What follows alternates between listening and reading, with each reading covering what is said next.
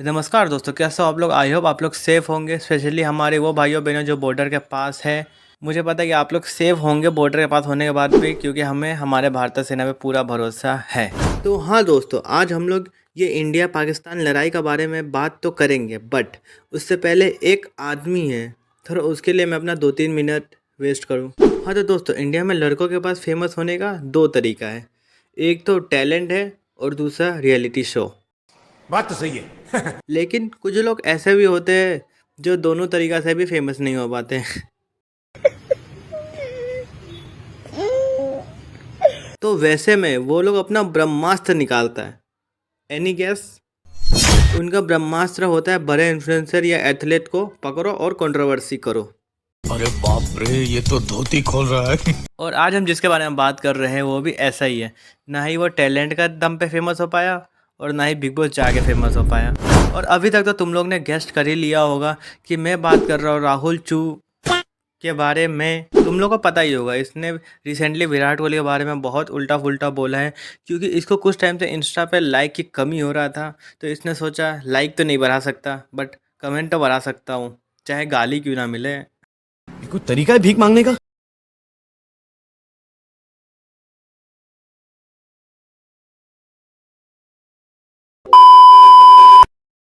Hi guys, सो मैं कहना चाहता हूँ कि आज के बाद ऐसा हो सकता है कि एल्गोरिदम बहुत सारे फोटोज लाइक कर दे जो मैंने नहीं करे हैं। सो जो भी लड़की हो, please don't do PR around it, because it is not my mistake, it is Instagrams mistake. Okay भाई चिंता मत कर, इंस्टाग्राम तेरे अकाउंट से कुछ भी छेड़छाड़ नहीं करेगा। भाई उसका भी स्टैंडर्ड है, हर किसी का अकाउंट थोड़ी ना छेड़ेगा। ఛీ ఎందుకురా నీకు ఈ ఏస్ బతుకు ఛీ ఎందుకురా నువ్వు బతుకుతావు ఛీ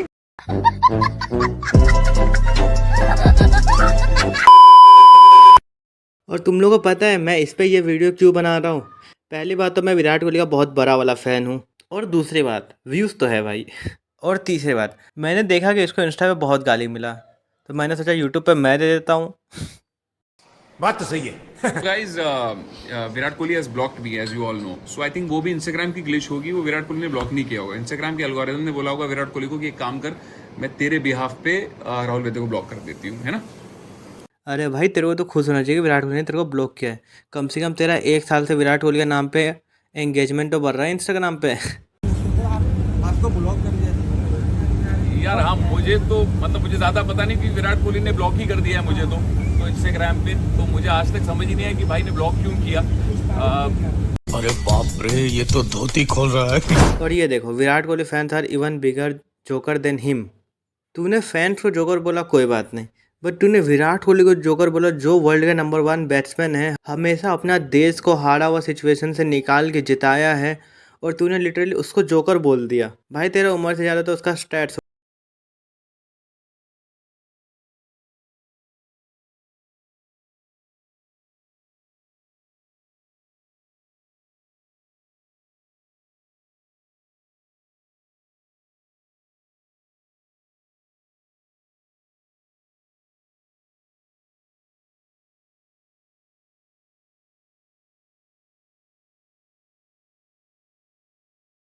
बहुत ही टैलेंटेड है और यूथ को तो बहुत ही अच्छा राह पे ले जाता है। इसका रिसेंटली गाना देखो, जिसने दारू नहीं पी।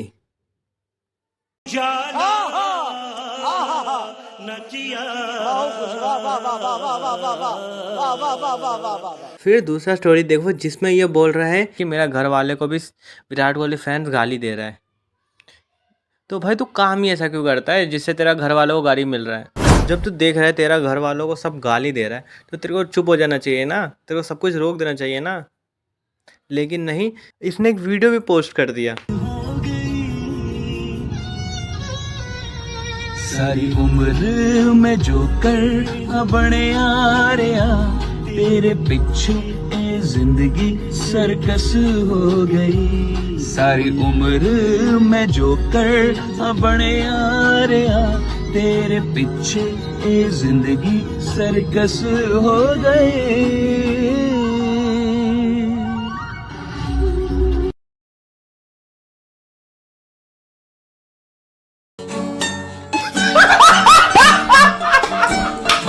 इससे तो ये पता चल रहा है कि 2 कोरी का हम लोग नहीं, 2 कोरी का तू है जो फेम चाहता है विराट कोहली का नाम पे।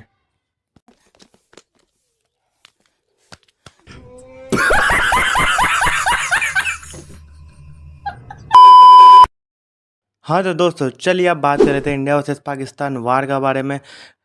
हाँ तो दोस्तों ये सब का शुरुआत हुआ था पहलगाम के इंसिडेंट के बाद, जो आप लोगों को पता ही है, जो मैं आप लोगों को याद नहीं दिलाना चाहता, लेकिन जो मैं आप लोगों को याद दिलाना चाहता है वो है ऑपरेशन सिंदूर। जी हाँ दोस्तों, हम लोग ने 9 टेरर कैंप को ध्वस्त कर दिया था अपने मिसाइल्स फाइटर जेट के द्वारा। क्या ही ऑपरेशन था, मज़ा आ गया था। लेकिन उसके बाद पाकिस्तान आर्म फोर्स ने हमारे ऊपर अटैक कर दिया। लेकिन तुम लोग ये सोचो, ठीक है, जहाँ पे हम लोग ने अटैक किया वो लोग टेरर कैंप में, जिससे वो लोगों का कोई लेना देना नहीं है, वो लोग को कुछ भी वो लोग से नाता रिश्ता नहीं होना चाहिए, क्योंकि वो टेरर ग्रुप है और वो भी कोई ऑथराइज नहीं, वो सब अनऑथराइज है, ऑफिशियल नहीं है। ऑफिशियल बेस कैंप पाकिस्तान का वैसा नहीं है, वो सब टेरर कैंप था। लेकिन उसके बाद भी पाकिस्तान ने क्या किया, पाकिस्तान आर्म फोर्स इंडिया के खिलाफ युद्ध किया। तो देखो इससे यहाँ तो सब कुछ क्लियर हो जाता है कि पाकिस्तान आर्मी टेररिस्ट के साथ है, ये प्रूफ यही हो जाता है। और अभी तुम लोग को मेरा स्क्रीन पे एक फ़ोटो दिख रहा होगा, इससे तो तुम लोग पूरा कंफर्म हो गया होगा कि टेरर ग्रुप और पाकिस्तान लोग एक साथ मिला हुआ है, क्योंकि एक टेररिस्ट का फ्यूनरल पे पाकिस्तान आर्मी क्या कर रहा है।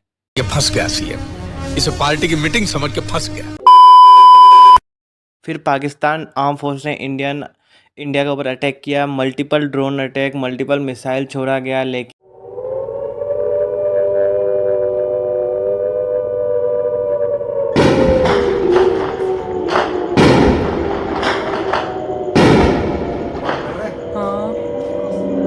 रेड लाइट दिख रही है बस।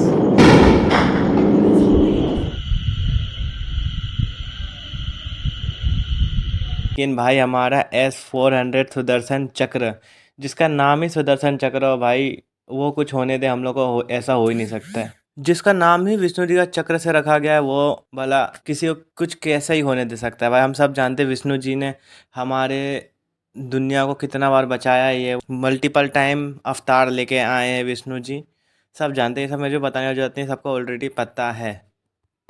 बट अनफॉर्चुनेट एक मिसाइल गिर गया और उसमें भी कुछ लोग इंजर्ड हो गए, जो हॉस्पिटल में ले गया था हमारे आर्मी ने टाइम टू, और वो लोग भी बच गए, बस एक मिसाइल गिरा। बट इंडिया ने इसका जवाब में क्या किया भाई, वो लोग 3 एयरबेस जो बहुत ही मेन माना जाता था, उन तीनों एयरबेस को तबाह कर दिया भाई। भाईजान नूर खान बेस में आके गिरा है, ये अटैक हुआ है नूर खान बेस पे, बिल्कुल घर के सामने। अभी एक जहाज गुजरा है और ये नूर खान बेस के ऊपर अटैक हुआ है। पाकिस्तान ने मल्टीपल अटैक किया, 100, 200, 300 ड्रोन अटैक किया, मिसाइल अटैक किया, लेकिन कुछ नहीं उखाड़ पाया। लेकिन इंडिया ने कुछ ही पल में वो लोग 3 एयरबेस को तबाह कर दिया। इतनी खुशी मुझे आज तक। देखो मैं ज़्यादा कुछ बोलना नहीं चाहूँगा ये सब का बारे में, क्योंकि तुम लोगों को पहले से ही सब कुछ पता है, तुम लोग ने पूरा वार देखा है। ये वो मुझे पता है कि तुम लोग ने भी न्यूज़ चैनल नहीं देखा होगा, क्योंकि मैंने भी नहीं देखा और किसी को देखना भी नहीं चाहिए भाई। वो लोग ने इतना फेक न्यूज़ चलाया, इतना फेक न्यूज़ चलाया टीआरपी के चक्कर में, कि आगे जाके अब भगवान ही जाने के न्यूज़ चैनल के ऊपर कौन नहीं भरोसा कर सकता है भाई। मैं सच बताऊँ तो मैंने आधा से ज़्यादा अपडेट मेरा वो RCVJ मीडिया करके जो इंस्टाग्राम अकाउंट है, मैंने उससे ही लिया, और वो बहुत एक्यूरेट बताता है सब कुछ।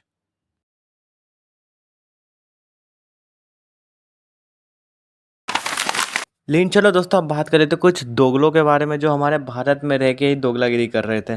देखो जब वार चल रहा था तो हमारे देश में कुछ चूतिए ऐसे थे जिनको बोल रहा था कि पीस चाहिए, पीस करना चाहिए, कि लड़ाई नहीं करना चाहिए, जबकि इंडिया उल्टा डिफेंसिव मोड में खेल रहा है, फिर भी उन लोगों को पीस चाहिए। वाह बेटे वाह वाह। इन सब को बहुत ही अच्छा जवाब लक्ष्य चौधरी ने दिया था भाई, मजा आ गया, तुम लोग देख सकते हो। Lakshya Chaudhary, shut the fuck up, peace was never an option. Faqir Chand book store के बाहर फोटो डाल के नेशनल अवार्ड विनर लेखक नहीं बन गए तुम। Stop acting like a diplomat, go and stand at border for a day and see how the words change. This is not the time for soft preaching. If you can't stand with the country now, at least don't get in the way. Let the armed force do what needs to be done.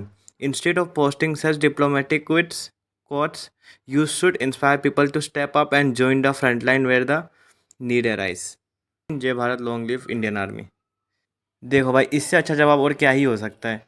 और हमारे कुछ बड़े बड़े influencer को पाकिस्तान से hate मिल रहा था, और हमारे इन्फ्लुएंसर भी अपने देश को ऊपर रखते हुए देखो क्या बोला। देखो एक बात बताओ मुझे, जो भी लोग पाकिस्तान से हेट मैसेज भेज रहे हैं, एक ही बात बताओ, जो भी थ्रेड्स भेज रहे हैं, मैं आपके डीएम में ऊपर गया, पहलगाम के अटैक के टाइम आप लोगों के मैसेजेस क्यों नहीं आए पीस को लेके? किसी एक भी इंसान का मैसेज नहीं आया, क्यों भाई? तब पीस कहाँ गया? अंधे हो गए थे तब? इतने सालों से हमारे देश पे कितने कितने टेररिस्ट अटैक्स हुए और ये सारे टेररिस्ट पाकिस्तान से आए। एक अटैक बता दो इंडिया ने टेररिज्म का अटैक किया हो आपके कंट्री में। लिटरली आपका विकिपीडिया पेज है terrorism in Pakistan, shows to the world आपकी गवर्नमेंट, आपकी कंट्री टेररिस्ट को पनाह दे रही है, सपोर्ट कर रही है। तो आप जो पीस की बात कर रहे हो ना, इतने सालों से हमारी इंडियन गवर्नमेंट ने पीस ही दिया है आपको। अगर हमारा बस चलता तो हम भी आपके जैसी हरकतें कर सकते थे, लेकिन नहीं, हम वैसे नहीं हैं। लेकिन अब पानी सर से ऊपर चले गया है, इसीलिए फालतू में डिफेंड करना बंद करो एंड देखो क्या हो रहा है। टेरर कैंप्स पे अटैक हुआ है, देखो, आंखें खोलो। अंधों की तरह बस डिफेंड मत करो, गवार बातें मत करो। मैं बस एक आखिरी चीज कहूंगा, I am extremely proud of my country India. I am extremely proud of my soldiers, my navy, my defence system that is keeping us safe. And nothing, I repeat, nothing will be above my country ever. तो अगर आपको मुझे unfollow करना है, गाले देने, करो, नहीं फर्क पड़ता मुझे। जय हिंद, जय भारत। भाई आपके लिए तो रेस्पेक्ट बढ़ गया भाई, जो आपने जवाब दिया ना, मज़ा आ गया सही में। इंटरनेट पे अभी एक सवाल कुछ ज़्यादा ही पूछा जा रहा है, क्या इंडिया ये लड़ाई जीती या हारी पाकिस्तान से? तो मैं तुम्हें अभी एक वीडियो दिखाऊंगा, तुम्हारा सारा डाउट क्लियर हो जाएगा। देखो। आप सब सोच रहे होंगे कि एकदम से सीज फायर घोषित कर दिया गया, इसमें इंडिया की जीत हुई है, इंडिया की हार। आपको मैं एक बात बताता हूं, तीन बातें एक दूसरे से वेल कनेक्टेड है। सबसे पहली ये, इंडिया का एक स्टेटमेंट आया, any act of terrorism is an act of war, ये इंडिया की जीत है, समझाऊंगा कैसे। दूसरी बात, आईएमएफ ने लोन दिया पाकिस्तान को और वो पाकिस्तान को पहुंच गया, पाकिस्तान के ऊपर लोन चढ़ गया, ये दूसरा। तीसरा, अनाउंस करने की अपॉर्चुनिटी किसको दी गई? जिनको वर्ल्ड लीडर बनने का हमेशा से शौक था और वो इसलिए बने रहते हैं। Trump declared cease fire between India and Pakistan. अगर ट्रंप डिक्लेयर कर रहे हैं तो लीडर कौन है? ट्रंप है। आपको समझना पड़ेगा, जब ग्लोबलाइजेशन होता है ना, जब ग्लोबल पूरा वर्ल्ड साथ में होता है, तो सारे तार जुड़े होते हैं एक दूसरे से। अगर आईफोन यूज कर रहे हैं, अगर आपके पास ना हो तो, अगर आप चाइना का फोन यूज कर रहे हैं अगर ना हो तो आपको समझना पड़ेगा इंडिया की सबसे बड़ी जीत है। हमारे ऊपर कारगिल वॉर हुआ, पाकिस्तान ने बोल दिया मिलिटेंट्स थे, जबकि उनकी आर्मी के पास कार्ड्स थे। हमारे ऊपर उरी हुआ, पाकिस्तान ने किया, तब भी जब हमने जवाब दिया तो हमें प्रूफ्स भी देने पड़े कि खाली टेररिस्ट को अटैक किया। तो हमारे ऊपर पुलवामा में अटैक हुआ, हमें तब भी प्रूफ देने पड़े। उसके बाद हमारे पास पहलगाम पे अटैक हुआ, कुछ इंडियंस और कुछ बाहर का तो पूरा वर्ल्ड क्वेश्चन कर रहा था कि क्या इंडिया ने करा दिया। हमें हर बार प्रूफ देने पड़े, बट अगली बार से जब भी टेररिस्ट अटैक होगा इंडिया पर, इंडिया जवाब देगा, इंडिया एक्ट ऑफ वॉर करेगा। क्योंकि 26/11 के टाइम पर हम पे सब प्रूफ थे, बट हम कुछ भी नहीं कर पाए थे। हमने पाकिस्तान, हमारे पास वीडियो रिकॉर्डिंग से कहां ट्रेन किया गया इसकी, हम कुछ नहीं कर पाए थे क्योंकि हमारी international policies, international relation weak था। हम डिफेंसिव ऑफेंसिव स्ट्रेटेजी सोचते थे कि पहले डिफेंस, अब नहीं। आप लोग इसको एक और चीज से कनेक्ट कर सकते हो कि इंडिया जब बोलता है कि हम पहली बार न्यूक्लियर वेपन्स खुद से यूज नहीं करेंगे, अगर हमारे पे कोई अटैक करेगा तो हम उसे खत्म कर देंगे। इंडिया क्यों नहीं बोल सकता कि हम पहले अटैक करेंगे? इंडिया इसलिए नहीं बोलता क्योंकि हम फॉलो करते हैं मिनिमम डिटरेंस की पॉलिसी। मिनिमम डिटरेंस का सिंपल मतलब होता है कि आप समझ लो, आपका एक बहुत बड़ा घर है, आपने गेट पर 2 कुत्ते बैठा रखे हैं, डाबरमैन, बट उन्हें किसी को काटने से मना करा हुआ है। सबको पता है इंडिया की बजट है डिफेंस का $70 बिलियन और पाकिस्तान का है $10 बिलियन। तो इंडिया चबा के खा जाए ब्रेकफास्ट में पाकिस्तान को, बट वो ये नहीं करेगा। इसलिए नहीं करेगा क्योंकि वर्ल्ड बैठा हुआ है। बट इसके बाद मिनिमम डिटरेंस नहीं, न्यूक्लियर में हां, बट टेररिज्म में नहीं। टेररिज्म आया तो कोई मिनिमम डिटरेंस नहीं है। हमारा डावरमैन बैठा नहीं रहेगा। हमारी इंडियन आर्मी में, उन्हें डावरमैन से कनेक्ट नहीं कर रहा हूं, हमारी इंडियन आर्मी, एयरफोर्स और नेवी जवाब देगी। भारत जवाब देगा, भारत की जीत हुई, ये सबको बता दो। जय हिंद। हाँ तो दोस्तों, आई होप तुम्हारा ये वीडियो देखने पर सारा डाउट क्लियर हो गया होगा। इंडिया ने सिर्फ हथियार से नहीं, बहुत ही अलग अलग तरीक़ा से पाकिस्तान को धूल चटाया है। आई होप तुम्हें ये वीडियो देखने पर मज़ा भी आया होगा और डाउट भी क्लियर हो गया होगा। बहुत मारा, मतलब माँ चोद दी। और हाँ दोस्तों, मेरे पास आपके लिए एक बैड न्यूज़ भी है कि हमारे दोनों बहुत ही ख़ास, मेरा आइडल विराट कोहली और बहुतों का आइडल होगा रोहित शर्मा, दोनों रिटायर हो गए टेस्ट क्रिकेट से, जो बहुत ही हार्ट ब्रेकिंग था। पहले रोहित शर्मा हुए, फिर रोहित शर्मा तो हुए 7 तारीख को, और विराट कोहली ने भी अनाउंस कर दिया अपना रिटायरमेंट 12 तारीख को। आज शायद क्रिकेट की बात भी करनी चाहिए, क्योंकि मैं देख रहा था कि विराट कोहली ने टेस्ट क्रिकेट से रिटायरमेंट ले ली। कई भारतीयों की तरह वो मेरे भी फेवरेट क्रिकेटर हैं। जिस दिन ऑपरेशन सिंदूर सुनने का खुशी मिला था सुबह, उसी दिन रात को ये रिटायरमेंट का दुख भी हुआ, और 12 तारीख को इतना दुख हुआ कि क्या ही बोले भाई। बट क्या ही बोले, आप मूड भी नहीं करे कुछ बोलने का। हाँ तो चलो दोस्तों वीडियो यहीं पे ख़त्म करते हैं, मिलते हैं नेक्स्ट वीडियो में, तब तक के लिए बाय बाय।